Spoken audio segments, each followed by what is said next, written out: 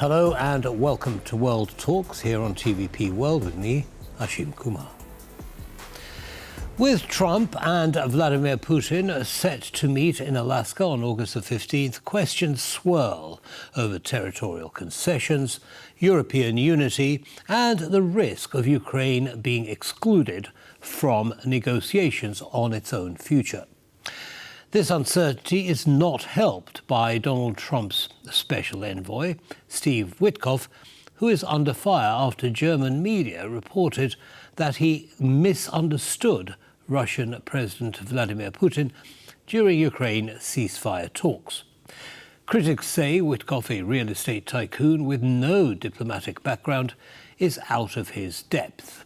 With Trump and Putin set to meet on August the 15th, what's really at stake? Well, to explore this, we are joined by Alberto R. Coll, Professor of Law at DePaul University.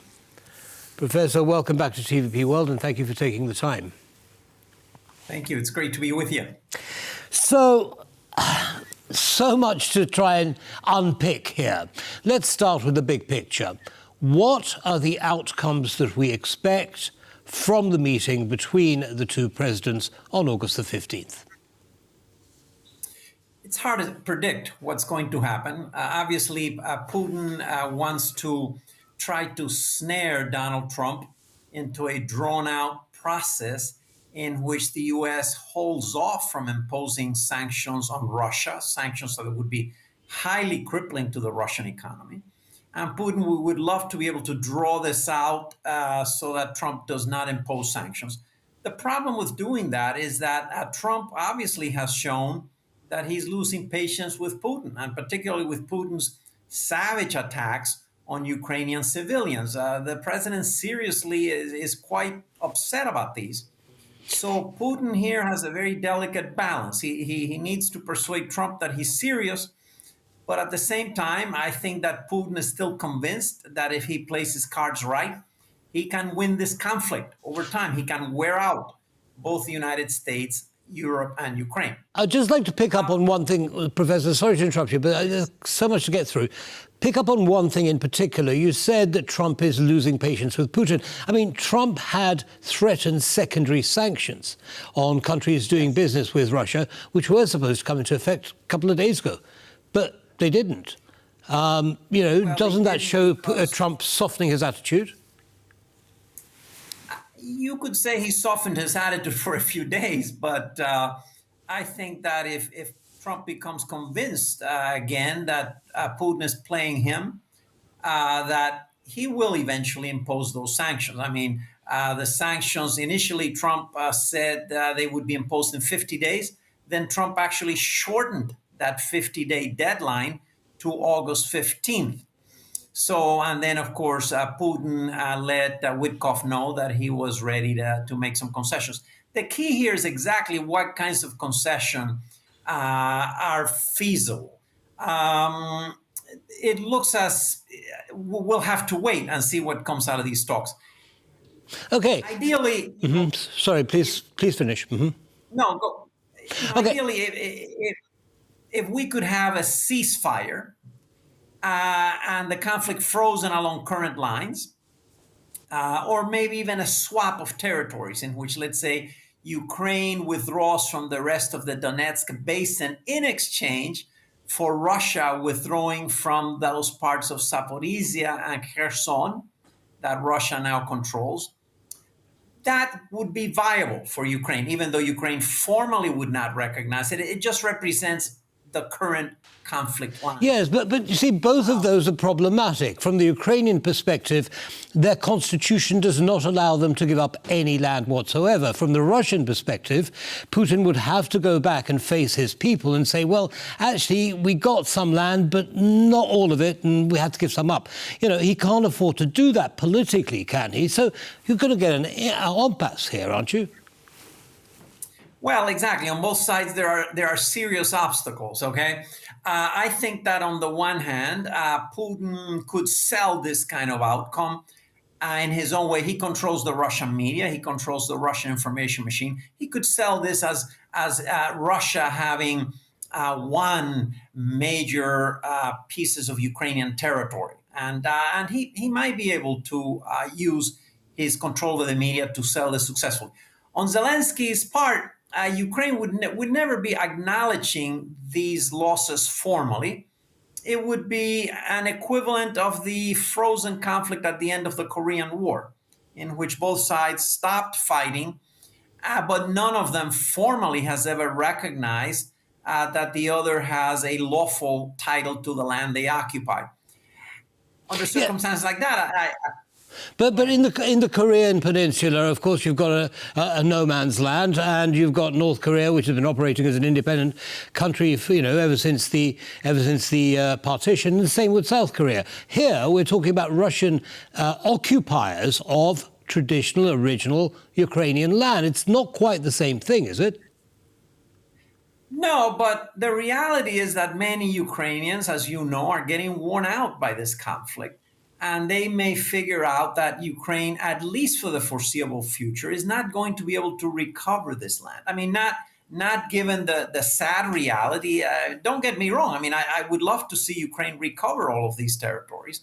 But the sad reality is that neither the European allies nor the United States are willing to give Ukraine the massive amounts of military and economic aid that Ukraine would need to roll back the Russians. And that's something that's dawning, I think, on many Ukrainians. And so they may figure out that a frozen conflict, which gives Ukraine a breathing space to become what I call a porcupine state, the equivalent of a very powerful, military powerful state that would make it extremely painful for the Russians in the future to invade the rest of Ukraine, might be the best outcome right now. Understood. Well, Ukraine is ready for this. This is something that J.D. Vance has hinted at. He's saying that whatever is agreed will not be perfect for either side. But I'd like to move on now to Ukraine's exclusion from the talks on August the 15th. Now, President Trump has said that Ukraine will be involved in talks with him and perhaps later with the Russian side. But, Trump hasn't been particularly rigid on promises like that. What's the risk that Ukraine is excluded even going forward? Well, the talks on August 15th represent only the beginning of a process, okay? So let's say that out of the talks in Alaska comes a very basic framework, okay? It's very clear that that framework is not going to go anywhere unless the Ukrainians and the Europeans are included in the next phase. And I think everybody in Washington understands that, and I think Trump's advisors understand that as well. And so at the end of the day, Ukraine cannot be forced to do anything that it is not willing to do. And Zelensky, being a quite skilled politician, has to walk this fine balance between, on the one hand, not looking like he's giving away the store, but on the other hand, he knows that there are limits to what the U.S. and the Europeans will give him. And well, this is the problem. Zelensky may not. It may be difficult to force Zelensky to agree to whatever the two presidents decide. On the other hand, Zelensky could be coerced by the U.S. simply saying, "Well, we're going to cut weapon supplies to you." So there is that leverage. That's going to happen. No, that's not going to happen. As long as the Europeans are willing to pay for the weapons, okay, Trump will be willing to sell them lots of American weapons. Okay. So I don't see that as... Let's move on now in the last few minutes that we have left, Professor, to the European stance. Now, 6 countries and the European Union have basically unified in their support for Ukraine. And they're saying, there's no way that we will agree to a peace deal or ceasefire without Ukraine's involvement, and we support Ukraine. Now, how much influence is this going to have on the negotiations and Trump's attitude? The answer is pretty straightforward. The Europeans need to make it clear that they're prepared to put on the table specific amounts of economic and military aid that they will give Ukraine over the next year. And if Europe can come around to that kind of a consensus where they say, look, we don't accept this proposed deal, and in fact, we are now committing X billions of euros and X billions worth of weapons to Ukraine's defense, I think that will get Trump's attention, and it will help to persuade him that that flawed deal is not going to be accepted and is not going to work. Right. Okay. So again, it's one of those things that we're going to have to wait and see what happens. Now, let's fast forward. I'm going to ask you to look in your crystal ball. What does this mean for Ukraine's chances? Let's assume there is a peace deal settled.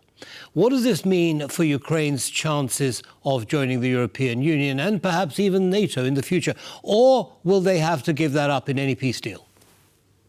Well, so there are lots of ways to fudge the NATO issue, okay? Ukraine does not need to join NATO as long as European states are willing to give Ukraine security assurances bilaterally and as a collective. But let's start out with the European Union. I mean, that definitely is going to be on the table. And Ukraine can join the European Union. I'm actually very optimistic about what Ukraine can do in a peacetime context. Once the fighting stops, if the fighting stops, Ukraine has a terrific chance to move forward, to grow its economy, to become part of the European Union. Europe is very open to admitting Ukraine to the European Union.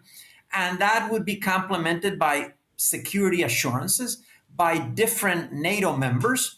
And that would also, by the way, enable the Ukraine's arms industry to take off. I mean, Ukraine has a terrific arms industry. It's been operating very successfully, producing huge amounts of weapons in larger and larger quantities over the last 2 years in the most difficult circumstances.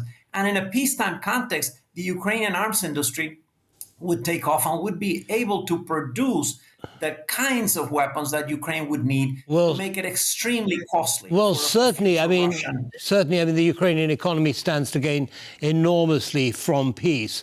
But this, of course, is something that Putin has always resisted from the start.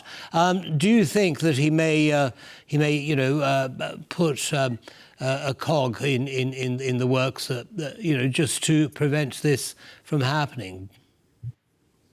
I think that right now, European Union membership is a demand that is not on the table. In other words, Ukraine is going to join the EU, and Putin cannot stop that from happening, nor does Trump have any interest in stopping that from happening. So the only issue here is NATO. But again, you really don't need Ukraine to join NATO. What you need is European states collectively and also bilaterally to offer Ukraine guarantees with some generalized commitment from the U.S.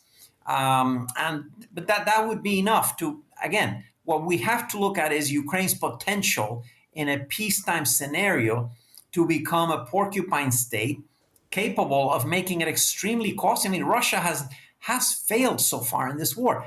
Russia has failed to subdue Ukraine in spite of huge amounts of investments on Russia's part. In a peacetime scenario, I think that Ukraine could make itself incredibly difficult to attack in the future.